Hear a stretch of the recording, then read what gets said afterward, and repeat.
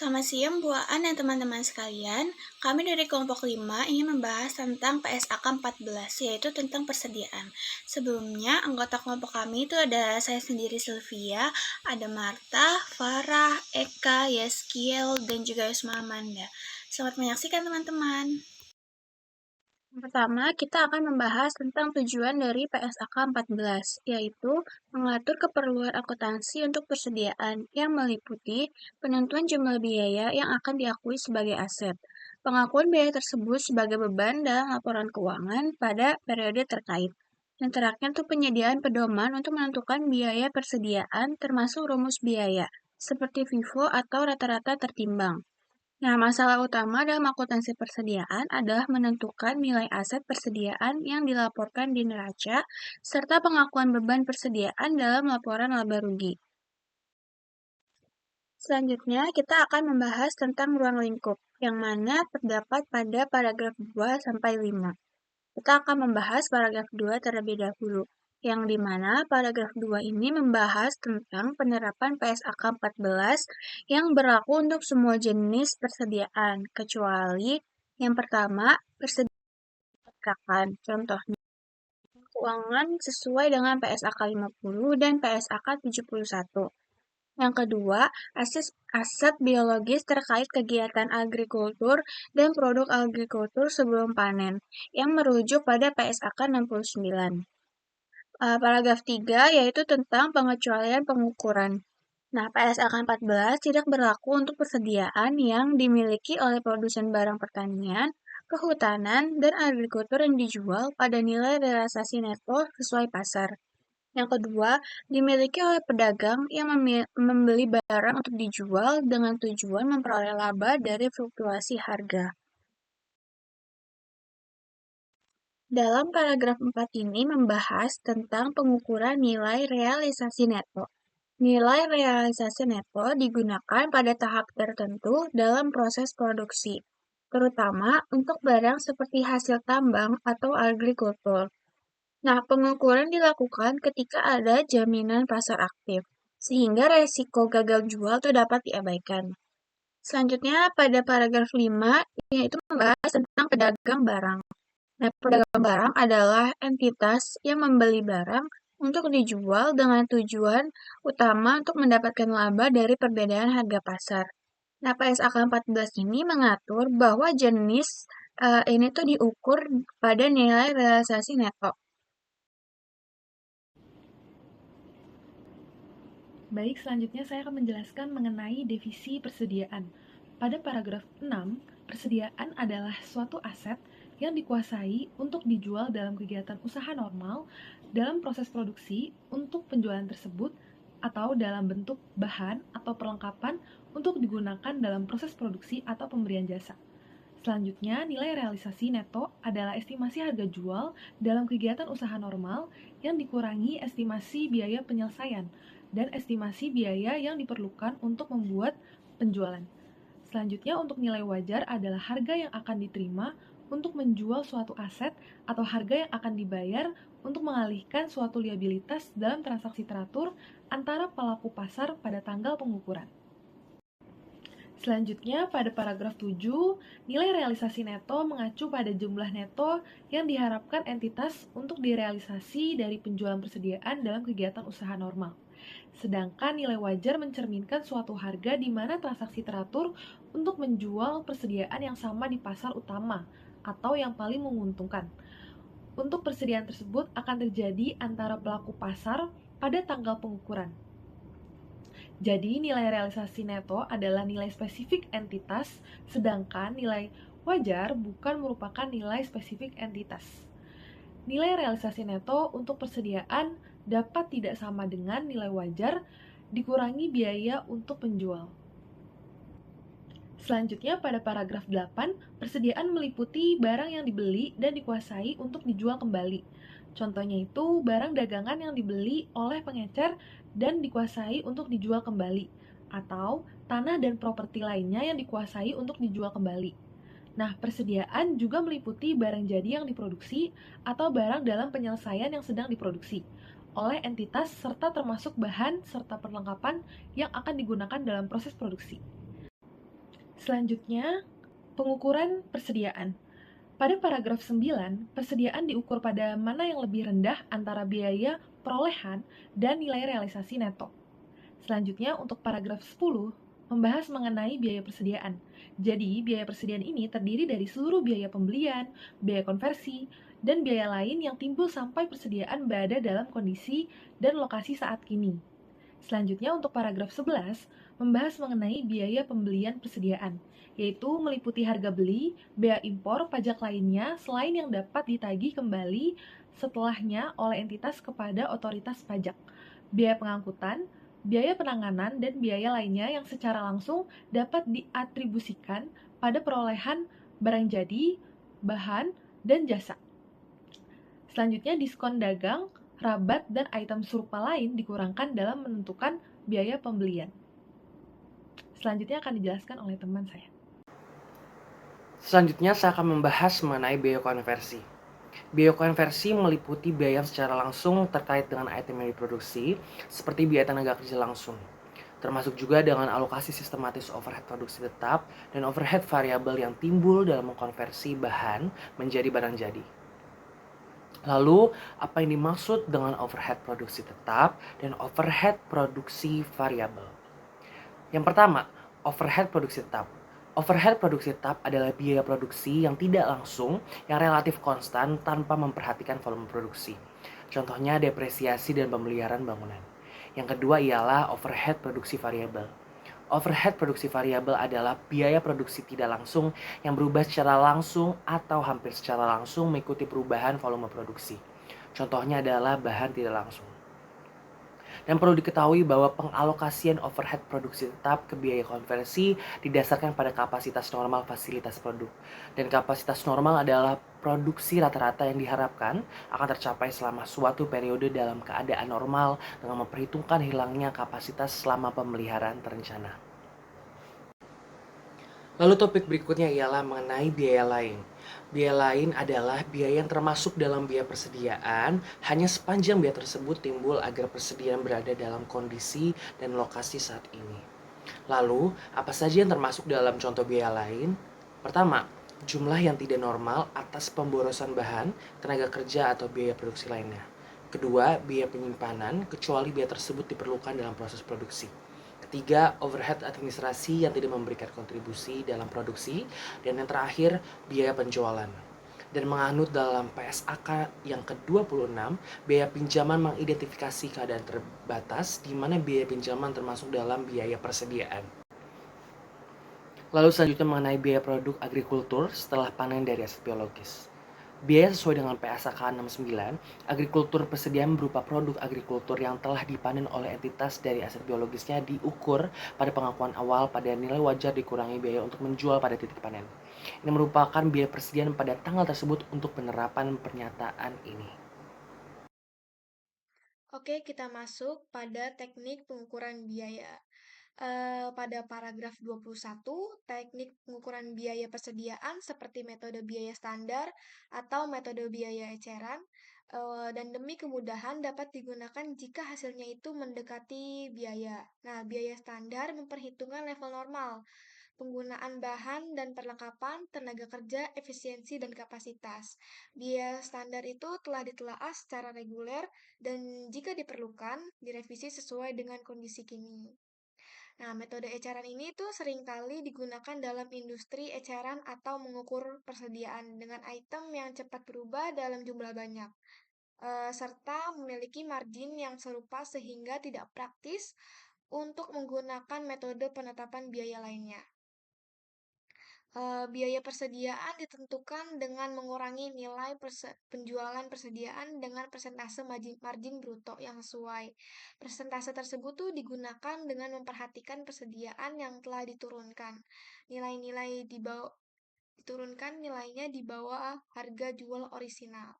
Nah, persentase rata-rata sering digunakan untuk setiap departemen eceran.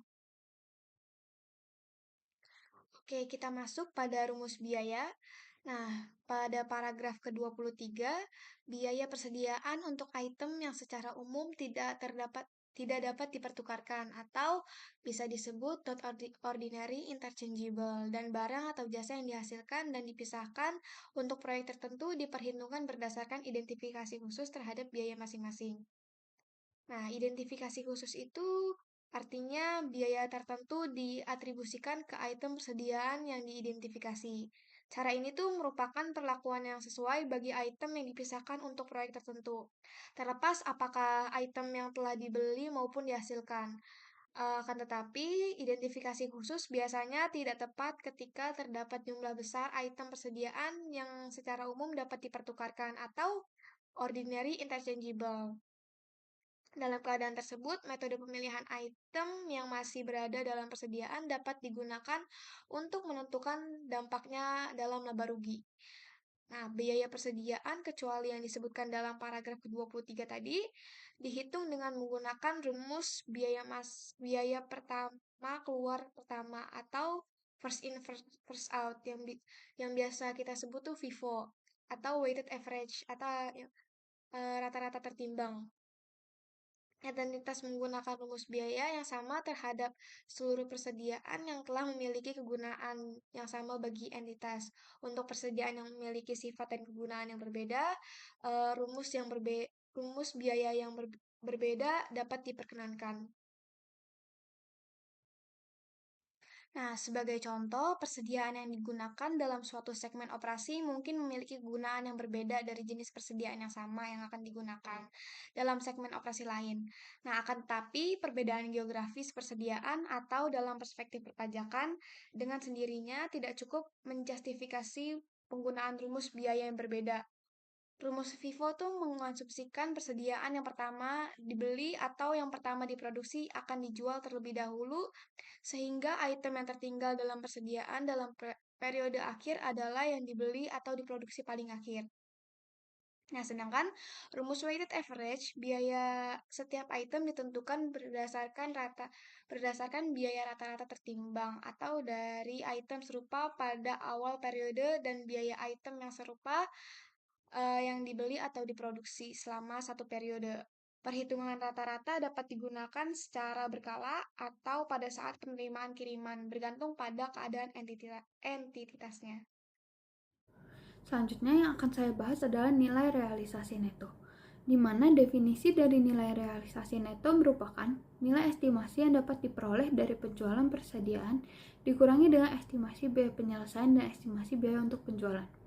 Pertama, paragraf 28, penurunan nilai persediaan. Situasi penurunan nilai persediaan yang mungkin tidak dapat dipulihkan jika terjadi yaitu persediaan rusak sebagian atau seluruhnya usang, harga jual menurun, estimasi untuk biaya penyelesaian atau biaya penjualan meningkat. Menurut prinsip akuntansi, persediaan harus dilaporkan dengan nilai terendah antara biaya perolehan dan nilai realisasi neto. Penurunan nilai ini dilakukan untuk mencerminkan jumlah yang diharapkan dapat direalisasi. Selanjutnya, paragraf 29, penurunan nilai berdasarkan item ketentuan. Penurunan nilai dilakukan untuk setiap item persediaan secara spesifik, jadi dipisahkan untuk per item persediaan. Dalam beberapa kasus, penilaian dapat dilakukan berdasarkan kelompok item jika sesuai. Misalnya, barang dengan fungsi yang sama. Contohnya yaitu, barang serupa dengan fungsi atau penggunaan yang sama dapat dinilai secara kolektif. Penurunan nilai dilakukan untuk persediaan yang diproduksi atau dipasarkan secara geografis terpisah. Tidak dilakukan untuk item yang tidak dapat diganti secara terpisah atau digunakan bersama-sama. Selanjutnya, paragraf 30, estimasi nilai realisasi neto. Dasar estimasinya yaitu bukti yang paling andal yang tersedia pada saat estimasi dilakukan terhadap jumlah persediaan yang diharapkan untuk direalisasi. Harus mencerminkan kondisi pada akhir periode pelaporan. Faktor yang dipertimbangkan yaitu fluktuasi harga atau biaya langsung terkait penjualan, peristiwa yang terjadi setelah periode pelaporan yang menginformasi kondisi pada akhir periode. Selanjutnya, paragraf 31, tujuan penggunaan persediaan estimasi nilai realisasi neto mempertimbangkan tujuan penggunaan persediaan. Contohnya, persediaan untuk memenuhi kontrak penjualan tertentu dinilai berdasarkan harga kontrak tersebut. Provisi dibuat untuk kontrak pembelian yang bersifat pasti. Tujuan persediaan yang dikuasai yaitu estimasi berdasarkan tujuan. Nilai realisasi neto berbeda tergantung pada tujuan penggunaan persediaan. Contohnya, nilai realisasi neto dari kuantitas persediaan untuk memenuhi kontrak penjualan dinilai berdasarkan harga kontrak. Provisi untuk kontrak pembelian. Jika kontrak penjualan lebih sedikit daripada jumlah persediaan yang dikuasai, maka nilai realisasi neto untuk kelebihannya didasarkan pada harga jual umum. Provisi dapat timbul dari kontrak penjualan yang bersifat pasti yang melebihi kuantitas persediaan yang dikuasai atau dari kontrak pembelian yang bersifat pasti. Selanjutnya paragraf 32, bahan dan perlengkapan. Ketentuannya yaitu bahan dan perlengkapan produksi harus dinilai pada biaya perolehan atau biaya nilai realisasi neto. Mana yang lebih rendah? Penyesuaiannya yaitu ditentukan berdasarkan potensi nilai barang jadi. Jadi, bahan atau perlengkapan kehilangan nilai ekonomis, nilai realisasi neto lebih rendah dari biaya perolehan. Selanjutnya yang terakhir yaitu paragraf 33, penilaian ulang nilai realisasi neto. Penilaian setiap periode dilakukan pada setiap akhir periode pelaporan. Pemulihan nilai dilakukan jika penyebab penurunan nilai sebelumnya sudah tidak ada, misalkan harga jual naik. Biaya yang diturunkan dapat dipulihkan. Jumlah pemulihan tidak boleh melebihi jumlah penurunan yang pernah dicatat. Contohnya, jika barang usang sebelumnya telah diturunkan nilainya, tetapi kemudian laku terjual karena adanya permintaan baru, pemulihan nilai dilakukan. Selanjutnya, saya akan membahas mengenai pengakuan sebagai beban. Yang pertama, paragraf 34, pengakuan sebagai beban. Saat persediaan dijual, nilai tercatat persediaan diakui sebagai beban pokok jualan pada periode terjadinya penjualan. Penurunan nilai. Jika terjadi penurunan nilai persediaan, kerugian dicatat di laporan laba rugi. Pemulihan nilai. Jika nilai realisasi neto meningkat, pemulihan nilai dicatat sebagai pengurangan beban pada periode terkait. Selanjutnya, paragraf 35, pengungkapan. Informasi yang harus diungkapkan yaitu kebijakan akuntansi yang digunakan. Kebijakan yang dapat digunakan untuk mengukur persediaan, misalnya metode FIFO atau rata-rata tertimbang. Yang selanjutnya yaitu nilai tercatat persediaan. Total nilai persediaan berdasarkan jenis, bahan baku barang jadi, barang dalam proses. Persediaan yang dinilai pada nilai realisasi neto, persediaan yang nilai tercatatnya sudah diturunkan. Penurunan nilai, jumlah penurunan nilai persediaan yang diakui sebagai kerugian dalam periode tersebut. Selanjutnya, pemulihan nilai, jumlah pemulihan nilai persediaan yang diakui dalam laporan laba rugi.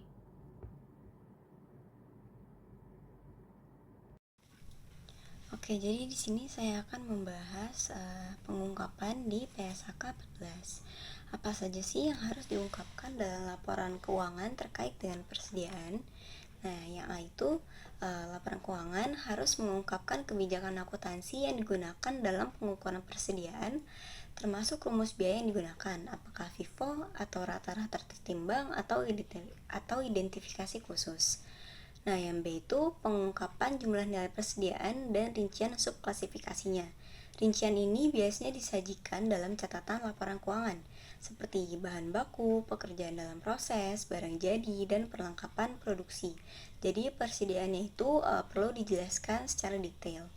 Nah, yang C itu jumlah tercatat dari persediaan yang dicatat dalam nilai wajar dikurangi biaya penjualan. Ini biasanya untuk agen atau pialang barang komoditas atau produsen hasil pertanian primer. Nah, yang D diungkapkan jumlah harga pokok penjualannya.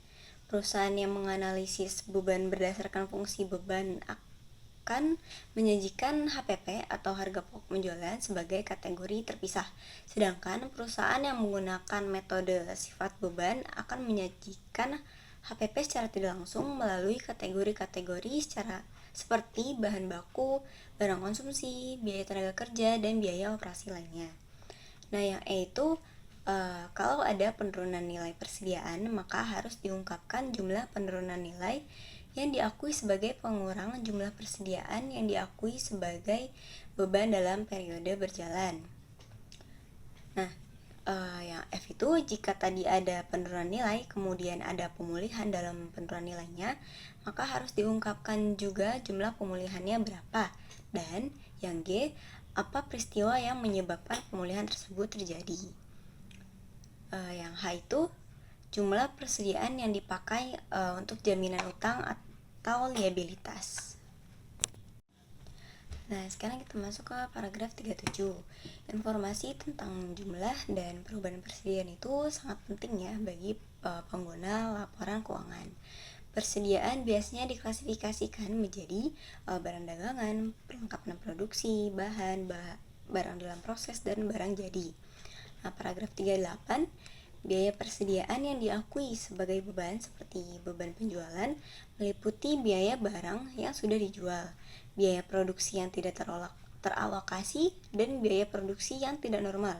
Selain itu, entitas juga bisa memasukkan biaya lain seperti biaya distribusi.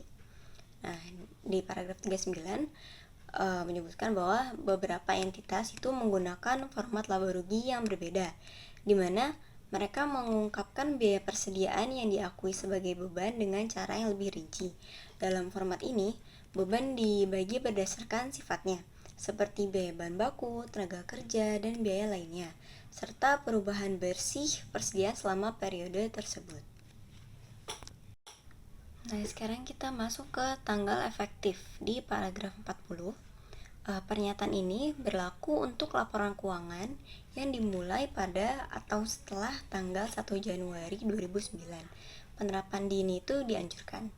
Nah, sekarang di kepenarikan di paragraf 41.